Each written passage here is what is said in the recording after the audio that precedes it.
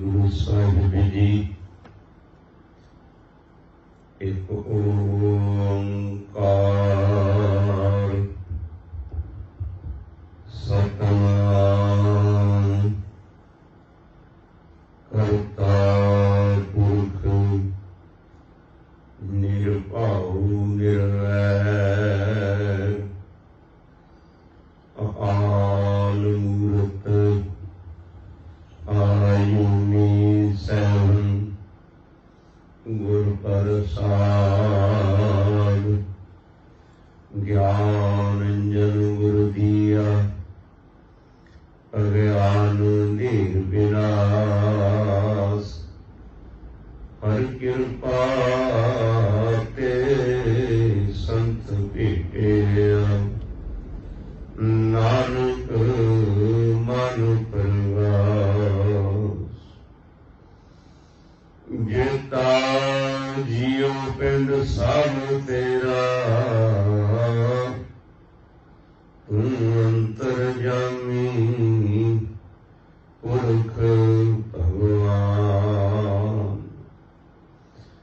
दस दास कहे जन नानक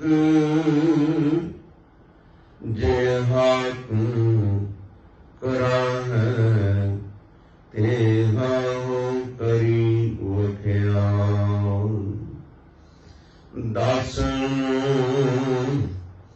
दास कहे जन नानक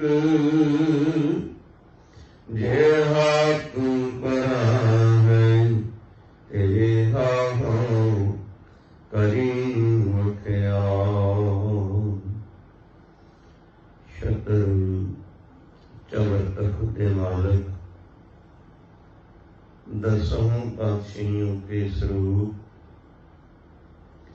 हाजरा हजूर याहरा जरूर जुगो जुगे अटल आद श्री गुरु ग्रंथ साहिब महाराज सतगुरु सच्चे पातशाह जी के पावन पवित्र दरबार विखे शोभायमान गुरु रूप गुरु स्वरूप सत संगी जनों मिलाओ फतेह। वाहिगुरु जी का खालसा वाहिगुरु जी की फतेह। मानयोग सत संगी जनों जो कितने रोज तो आद श्री गुरु ग्रंथ साहिब महाराज जी दे दूसरा राग माझ राग दी वार दा लड़ीवार विचार आरंभ है। लड़ी मुताबिक अज माझ राग दी वार दी 18वीं पौड़ी दा विचार आरंभ है। 18वीं पौड़ी दे दो श्लोक जो धन गुरु अंगद देव साहिब महाराज जी ने उच्चारण किए हुए हैं उन्हों का विचार हो चुकिया है। अज जो पौड़ी है पौड़ी का विचार गुरु साहब कृपा करके आप ही करवा लें। सो इस पौड़ी के अंदर सतगुरु सच्चे पातशाह जी के पावन पवित्र उपदेश मानवता मनुखता बख्शिश करते हैं। आप सरवण करो जी। पौड़ी सच्चा भोजन भाव सतगुरु दसिया सच्चे ही पति आई सच विगसिया सच्चा भोजन भाव सतगुर दसिया सच्चे ही पतिआई सच विगसिया सच्चा कोट गुराई निज घर वसिया सतगुर टूठै नाम प्रेम रहस्या सच्चा दीवान पूर्णा जाइयन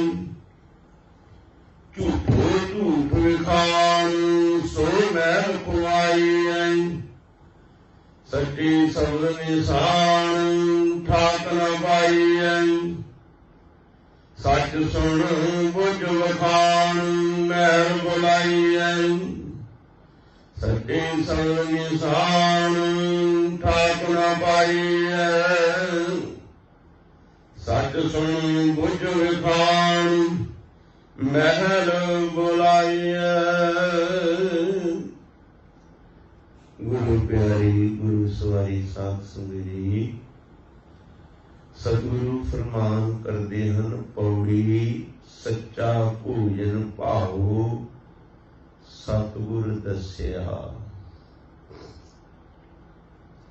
इस शरीर की खुराक इंसान इसनूं 2 टाइम 3 टाइम दिंदा है तां ये शरीर तंदुरुस्त चलदा फिरदा है। इस शरीर नूं खुराक चाहिदी है। जे इसकी खुराक बंद हो जाए शरीर कमजोर हो जाएगा। खुराक नूं बिल्कुल रोक दिता जावे ते हो सकदा इसदा शरीर ना रवे, प्राण त्याग देवे। क्योंकि शरीर दे चलाउण वास्ते भोजन पानी अत्यंत जरूर है। इस शरीर नूं तरो ताजा रखण वास्ते, तंदुरुस्त रखण वास्ते, चलदा फिरदा रखण वास्ते इसनूं भोजन की अत्यंत लोड़ है। जिथे इस शरीर नूं भोजन की लोड़ है उत्थे साडे अंदर एक आत्मा भी है। आत्मा नूं भी भोजन की लोड़ है। जे शरीर भोजन त्याग देवे ते कमजोर हो जाता है ते जिहड़ी आत्मा नूं भी भोजन ना मिले ते आत्मा भी इंसान की कमजोर हो जाती है। अज दे युग विच, अज दे वातावरण विच बहुत मनुखता नूं आत्मक खुराक नहीं मिल रही। आत्मक खुराक तो टुट जाण करके ये आत्मक तौर पे बहुत कमजोर हो चुका है। आत्मा की खुराक आत्मा नूं मिले ते आत्मा बलवान रह सकता है। आत्मा की खुराक ना मिलण करके ते संसार का वातावरण तां ही बिगड़िया है। इंसान जितने भी ने आत्मिक तौर पे कमजोर हो चुके ने। आत्मा दे उत्ते विषय विकारां गलत अवगुणा दे हमले हुंदे ने ते इंसान दी आत्मा कमजोर हो चुकी है, बलवान नहीं, जिहड़ी के विषय विकारां दा मुकाबला कर सके, अवगुणा दा मुकाबला कर सके। आत्मा कमजोर हो चुकी है ते संसार का वातावरण आप दे सामने है। आत्मा की खुराक की है? सतगुरु जी हुण इस पौड़ी दे अंदर इस पंक्ति दे विच दसदे ने। हजूर की कहंदे ने, पौड़ी सच्चा भोजन भाओ सतगुर दस्या। सच्चे ही पत्याई सच विगसिया। आत्मा का भोजन सच है, भाव है, प्रेम प्यार। मैं बहुत बारी इस शब्द का विचार कर चुका। जे भब्बा ऊड़े नूं औंकड़ भावो, भाव का मतलब हुंदा डर। ते जे भब्बे नूं कन्ना ला दिओ भाओ, भाव का मतलब हुंदा प्यार। इस आत्मा की खुराक परमेश्वर का प्यार है। जिस आत्मा के अंदर परमेश्वर का प्यार है, भाव है, वही आत्मा बलवान है, नहीं तो आत्मा कमजोर हो जाती। सच्चा भोजन भाव सच, सच्चा भोजन भाव सच, सच नाम आधारा। इसका आधारा, इसकी ओट, इसका आसरा परमेश्वर का भाव है। सच भोजन भाव सच है, सच्चे नाम सुख होई राम। परमेश्वर का प्यार ये सच्चा भोजन है, इसकी सच्ची खुराक है। जिन्होंने परमेश्वर के नाम रूपी खुराक प्राप्त हुई, हजूर कहते सच्चा भोजन भाओ। सतगुरु दसिया, सतगुरां ने जिहड़ा ये आत्मा का भोजन प्यार दसिया है, सच्चे ही पतियाए सच बगसिया।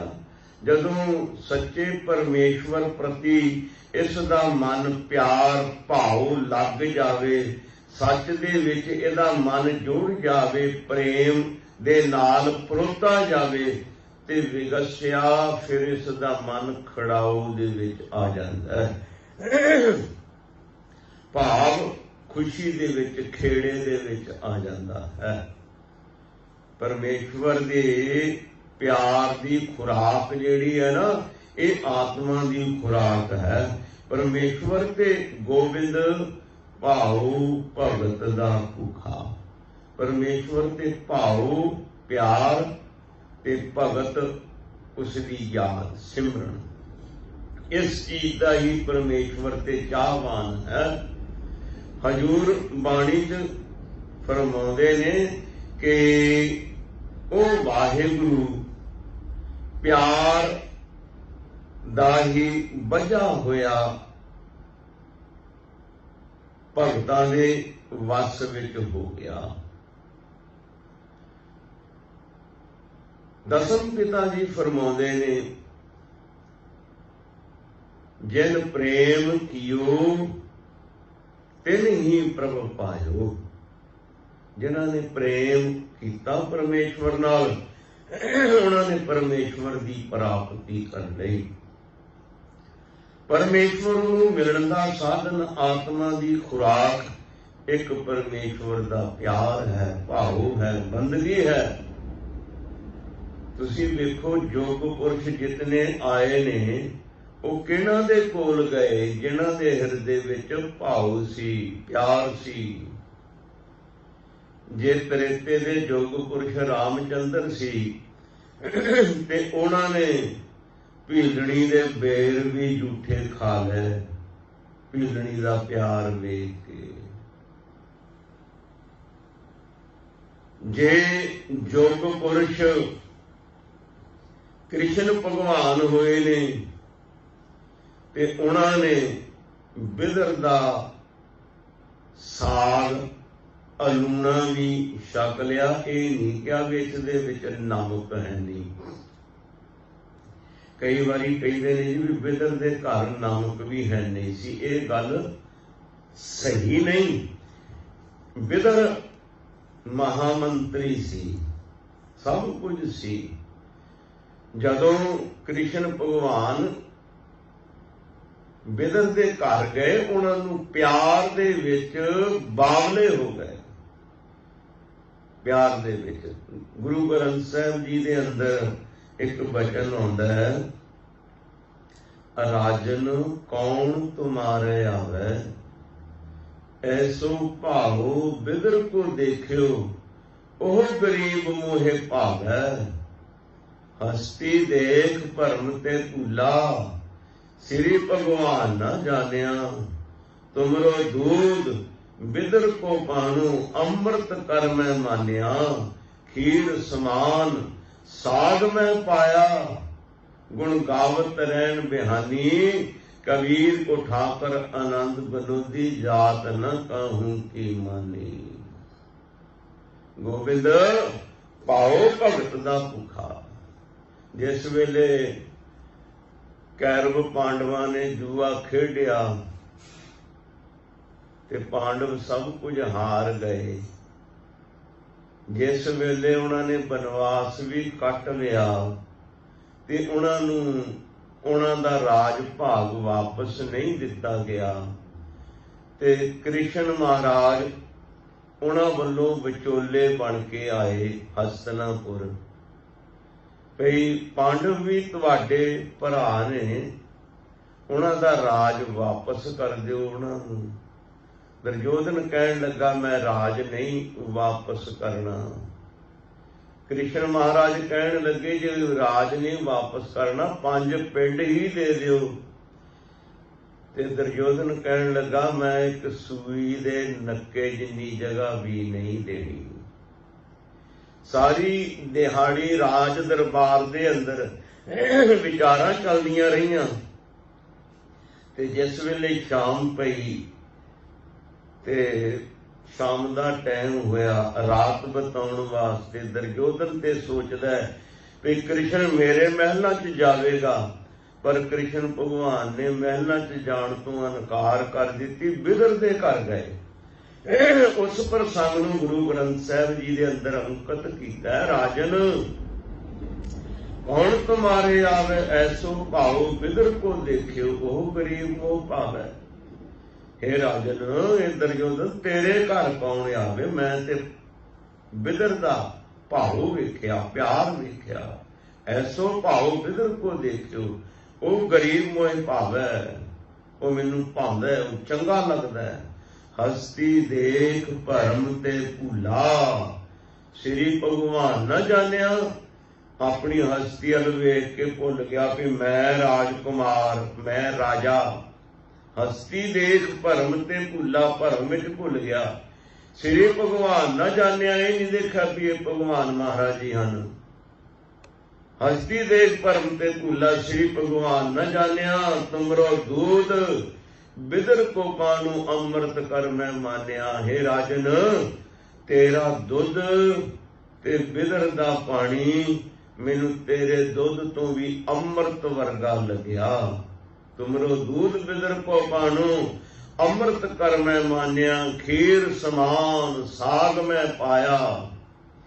ਤੇਰੀ ਜਿਹੜੀ ਖੀਰ ਸੀ ਨਾ ਬਦਾਮਾਂ ਛੁਆਰਿਆਂ ਮੇਵਿਆਂ ਵਾਲੀ, ਉਹਦੇ ਤੋਂ ਵੀ ਉੱਤਮ ਮੈਨੂੰ ਬਿਦਰ ਦਾ ਸਾਗ ਸੁੰਦਰ ਲੱਗਿਆ, ਚੰਗਾ ਲੱਗਿਆ।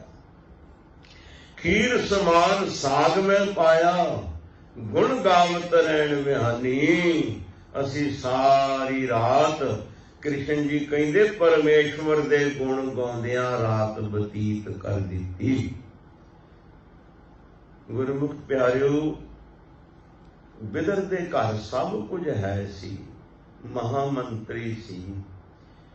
ਮੈਂ ਪੜ੍ਹਿਆ ਇਤਿਹਾਸ ਦੇ ਵਿੱਚ, ਜਿਸ ਵੇਲੇ ਕ੍ਰਿਸ਼ਨ ਮਹਾਰਾਜ ਬਿਦਰ ਦੇ ਘਰ ਗਏ ਤੇ ਬਿਦਰ ਦੀ ਘਰਵਾਲੀ ਕ੍ਰਿਸ਼ਨ ਮਹਾਰਾਜ ਜੀ ਦੀ ਭੂਆ ਲੱਗਦੀ ਸੀ। ਜਿਸ ਵੇਲੇ ਕ੍ਰਿਸ਼ਨ ਜੀ ਦੇ ਆਉਣ ਦੀ ਆਵਾਜ਼ ਸੁਣੀ, ਮੈਂ ਪੜ੍ਹਿਆ ਵੀ ਇਸ਼ਨਾਨ ਕਰ ਰਹੀ ਸੀ। ਆਵਾਜ਼ ਸੁਣ ਕੇ ਇੰਨੀ ਪਿਆਰ ਦੇ ਵਿੱਚ ਬਹਿਬਲ ਹੋਈ, ਬਸਤਰ ਵੀ ਨਹੀਂ ਪਾਏ, ਉੱਠ ਖੜੀ ਹੋਈ ਤੇ ਕ੍ਰਿਸ਼ਨ ਭਗਵਾਨ ਜੀ ਨੇ ਕਿਹਾ ਮਾਤਾ ਭੂਆ ਜੀ ਬਸਤਰ ਪਹਿਨੋ। ਫਿਰ ਜਿਸ ਵੇਲੇ ਕ੍ਰਿਸ਼ਨ ਭਗਵਾਨ ਜੀ ਨੂੰ ਕੇਲੇ ਦਾ ਫਲ ਖਵਾਉਣ ਲੱਗੀ, ਹੁਣ ਜਿਹੜੇ ਕੇਲੇ ਦਾ ਗੁੱਦਾ ਹੈ, ਫਲੀ ਹੈ, ਉਹ ਤੇ ਪ੍ਰੇਮ ਦੇ ਵਿੱਚ ਆ ਕੇ ਸੁੱਟੀ ਜਾਂਦੀ ਹੈ ਤੇ ਛਿਲਕੇ ਕ੍ਰਿਸ਼ਨ ਮਹਾਰਾਜ ਜੀ ਦੇ ਮੂੰਹ ਵਿੱਚ ਪਾਈ ਜਾਂਦੀ। ਉਹ ਬੜੇ ਪਿਆਰ ਦੇ ਨਾਲ ਖਾਈ ਜਾਂਦੇ ਨੇ। ਉਹਨਾਂ ਨੇ ਇੱਕ ਵਾਰੀ ਨਹੀਂ ਕਿਹਾ ਵੀ ਤੂੰ ਫਲੀ ਤੇ ਸੁੱਟੀ ਜਾਨੀ ਹੈ ਤੇ ਸਾਨੂੰ ਛਿਲਕੇ ਖਵਾਈ ਜਾਂਦੇ, ਉਹ ਵੀ ਪਿਆਰ ਦੇ ਵਿੱਚ ਛਿਲਕੇ ਖਾਈ ਗਏ। ਜਿਸ ਵੇਲੇ ਲੰਗਰ ਤਿਆਰ ਕੀਤਾ, ਭੋਜਨ ਬਣਾਇਆ, ਸਾਗ ਦੇ ਨਾਲ ਕ੍ਰਿਸ਼ਨ ਮਹਾਰਾਜ ਜੀ ਨੂੰ ਜਿਸ ਵੇਲੇ ਪਰੋਸ ਕੇ ਦਿੱਤਾ, ਉਹਨਾਂ ਨੇ ਬੜੇ ਪਿਆਰ ਦੇ ਨਾਲ ਛਕਿਆ। ਜਿਸ ਵੇਲੇ ਬਾਅਦ ਵਿੱਚ ਆਪ ਛਕਿਆ ਤੇ ਵੇਖਿਆ ਨਮਕ ਹੈ ਨਹੀਂ, ਪਛਤਾਵਾ ਕਰਨ ਲੱਗੀ ਕਿ ਆਪਣੇ ਬਿਦਰ ਦੇ ਘਰ ਵਾਲੀ ਕ੍ਰਿਸ਼ਨ ਭਗਵਾਨ ਕਹਿਣ ਲੱਗੇ ਭੂਆ ਜੀ ਮੈਨੂੰ ਤੇ ਪਤਾ ਹੀ ਨਹੀਂ ਲੱਗਿਆ, ਮੈਨੂੰ ਤੇ ਸਵਾਦ ਬੜਾ ਆਇਆ। ਇਹ ਤੇ ਸਾਰੀ ਪਿਆਰ ਦੀ ਖੇਡ ਹੈ। जे प्यार है तो परमेश्वर प्यार का भुख है। दुनिया के पदार्थ से असी उसके कोलों मंगते हैं। कई बारी असी धार्मिक स्थान से जाने, $2-4 $5 रख के ते लिस्ट साडी हुंदी है तकड़ी सारी भी मेरा आ भी काम कर दें, मेरा आ भी काम कर दें, मेरा आ भी काम सवार दें। 15-20 काम लिखे होंदे ने लिस्ट दे उत्ते ते मेरे ख्याल है किसी नौकर नूं भी एक बारी इतनी वड्डी लिस्ट फड़ा दिती जावे जो भी भज जांदा दौड़ जांदा भी इतनी लंबी लिस्ट एक बारी फड़ा दिती ते असी $2-4 रख के असी ते सौदाबाजी करते हैं, कुछ लेना ते कुछ देना। ये सौदा है। जिथे प्यार है उथे सौदाबाजी नहीं हुंदी। जिथे प्यार है, जितने भी योग पुरुष होए ने वो प्यार जिथों मिलिया उत्थे ही गए। धन गुरु नानक देव साहब महाराज जिस वेले प्रचार फेरियां आरंभ कीतियां ते एमनाबाद गए ने। ये थोड़ो कि मलक भागो बड़ा वड्डा सेठ है, बड़ी ओदी बल्ले बल्ले है, ओदे घर चले जाइए ना। जगत गुरु बाबा जी एक लालो, भाई लालो, जो कि किरत करन वाला, वंड के छकण वाला, परमेश्वर दे भाव भगती वाला जगत गुरु बाबा भाई लालो दे घर गए ने। भाई लालो दे प्यार दे भुखे ने गुरु साहब ते, निरंकार ते प्यार दा। गोबिंद भाव भगत दा भुखा, ते परमेश्वर प्यार दा, बंदगी दा भुखा है। पदार्थ ते असी उसदे कोलों मंगदे हां ते हजूर कहंदे ने इस आत्मा दा सच्चा भोजन ते परमेश्वर नूं मिलण दा साधन भाव है, प्यार है। जदों इस दे अंदर प्यार परमेश्वर दा वस जाए ते परमेश्वर दे नाल पति आए, इस दा मन मन जाए ते फिर परमेश्वर इस दे हिरदे विच वस जांदा, हिरदा खिड़ जांदा है, कमल फुल दी तरह खिड़ जांदा है, खड़ाओ आ जांदा है, प्रसन्नता आ जांदी है, हुलारा आ जांदा है हिरदे दे अंदर, हिरदा कौल फुल अंग खिड़ जांदा है। ते हजूर अगे की कहंदे ने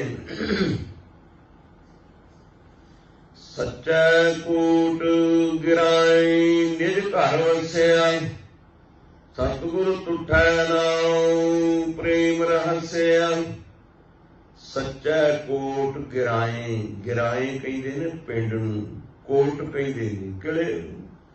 सच्चा कोट गिराए निज घर वसिया, ओ परमेश्वर सच दे किले विच, सच दे पिंड विच वसदा है।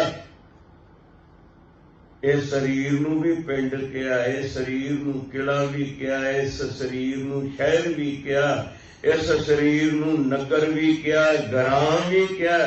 तो सतगुरु जी कहंदे सच्चे कोट गिराए निज घर वसिया, निज सवै स्वरूप दे अंदर, निज परमेश्वर दे दर उत्ते, निज धाम परमेश्वर दे धाम उत्ते, निज स्वरूप सवै स्वरूप दे अंदर ये आत्मा टिक गई। जदों सच दे नाल जुड़िया ना, आत्मा टिक गई। गुरमुख प्यारिओ, परमेश्वर किते बाहर नहीं, परमेश्वर ते अंदर ही है। जिसनू भी परमेश्वर मिलिया अंदरों ही मिलिया। हजूर बाणी च फरमान करदे ने अंतर आत्म जो मिलै, मिलिया कहिए सोए। जिहड़ा अंतर आत्मा दे विच परमेश्वर नूं मिलिया ओही मिलिया है। असल मिलना परमेश्वर नूं की है? अपनी ही आप दी पहचान करनी है।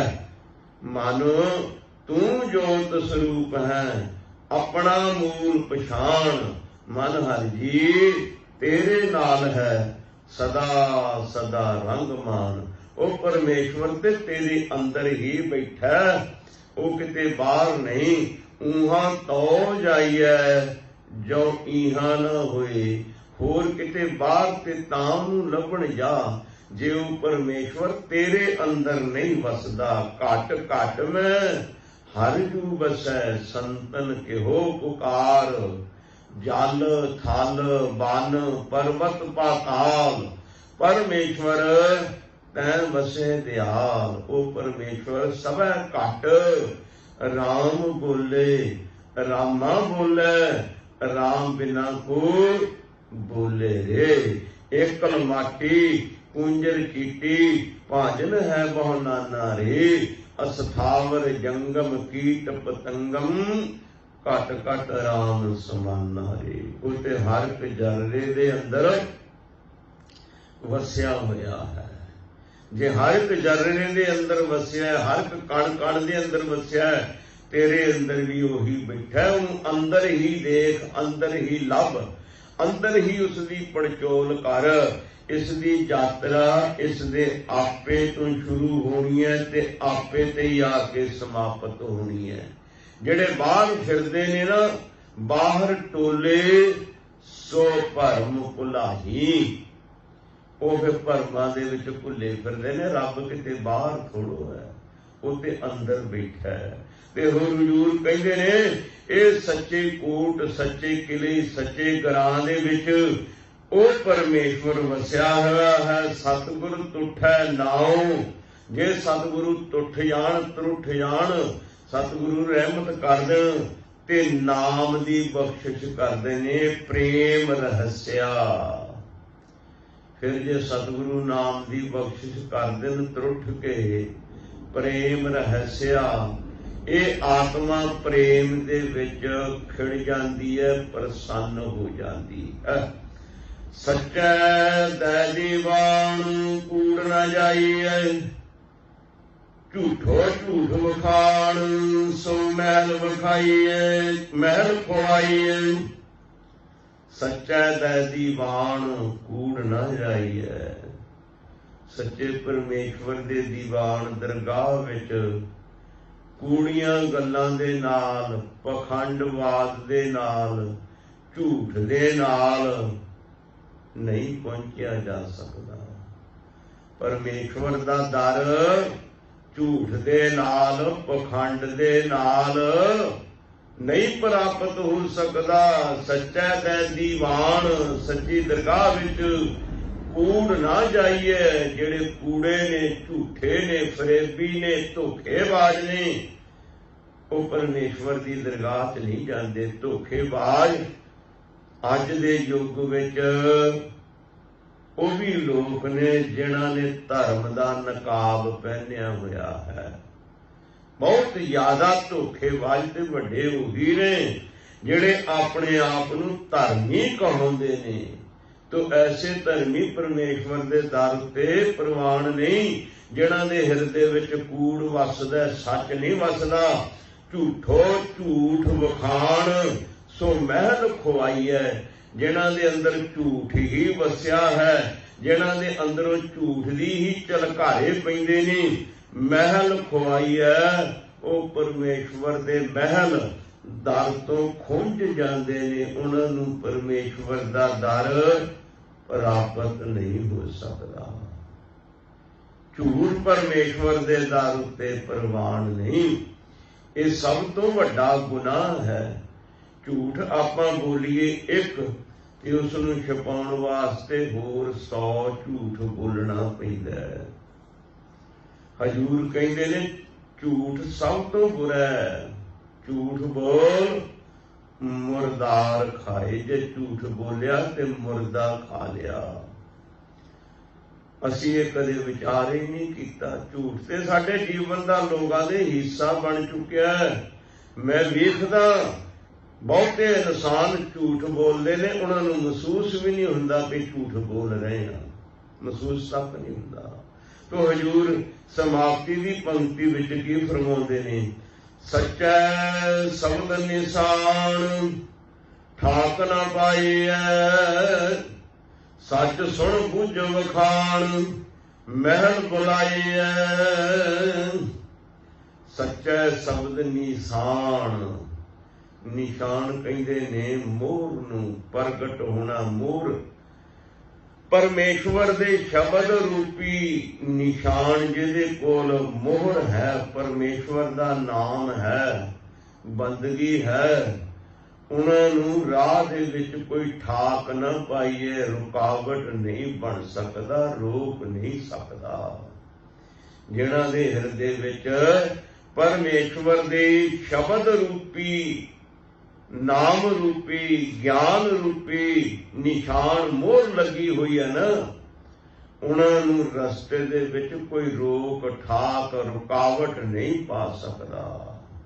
ਸੱਚ ਸੁਣ ਬੁੱਝ ਵਖਾਣ ਮਹਿਲ ਬੁਲਾਈਐ, ਉਹ ਭਲੇ ਪੂਰਨ ਪਰਮੇਸ਼ਵਰ ਸੱਚ ਨੂੰ ਵੇਖ ਕੇ, ਸੱਚ ਨੂੰ ਪਹਿਚਾਣ ਕੇ, ਸੱਚ ਨੂੰ ਬੁੱਝ ਕੇ ਆਪਣੇ ਦਰ ਉੱਤੇ ਸੱਚੀ ਆਤਮਾ ਨੂੰ ਬੁਲਾ ਲੈਂਦਾ ਹੈ। ਸੋ ਦੁਨੀਆ ਦੇ ਲੋਗੋ, ਮੈਂ ਵੀ ਤੁਹਾਡੇ ਵਿੱਚ ਹੀ ਹਾਂ। ਸੱਚ ਦੇ ਨਾਲ ਜੁੜੀਏ, ਝੂਠ ਦਾ ਤਿਆਗ ਕਰੀਏ। ਸੱਚ ਸਦਾ ਰਹਿਣ ਵਾਲਾ ਹੈ, ਸੱਚ ਸਭ ਤੋਂ ਉੱਪਰ ਹੈ।